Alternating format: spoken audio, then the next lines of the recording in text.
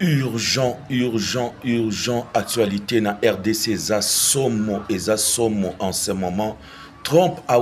autorisé officiellement Blackwater, Oezali, la plus puissante société militaire privée américaine, Poké, à s'installer na République démocratique du Congo pour protéger pays et puis protéger aussi les ressources minières. Nandenge peto wuti koyoka département, il y a des experts américains invité Denis Kadima na États-Unis entendre sur processus il y a démocratie na République démocratique du Congo avant que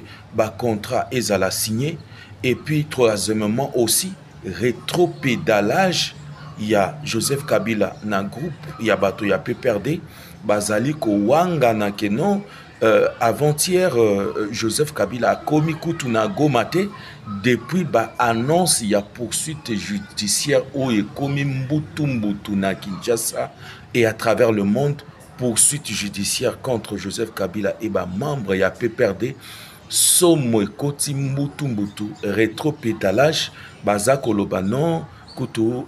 Kabila a commis récemment awa à koti kutu na Gomate a komaki na Goma la fois dernière mais oyo bazoloba yaba le 19 oyeza le kuta Kabila pour le moment azali engagé même pour la paix azo militer pour la paix.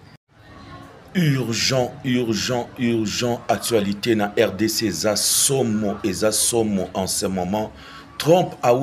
autorisé officiellement Blackwater, Oezali, la plus puissante société militaire privée américaine, Poké, à s'installer na République démocratique du Congo pour protéger pays et puis protéger aussi les ressources minières. Nandenge peto wuti koyoka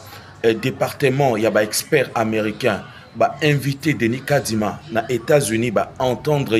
sur processus il y a démocratie na République démocratique du Congo avant que contrat ezala signé. Et puis troisièmement aussi rétropédalage, il y a Joseph Kabila na groupe, il y a bato ya PPRD bazali ko wanga na kenon. Avant-hier, Joseph Kabila a commis kutu na Gomate depuis annonce il y a poursuite judiciaire où il commis mbutu na Kinshasa et à travers le monde poursuite judiciaire contre Joseph Kabila et membre il y a PPRD somo ekoti mbutu rétropédalage bazako lobanon kutu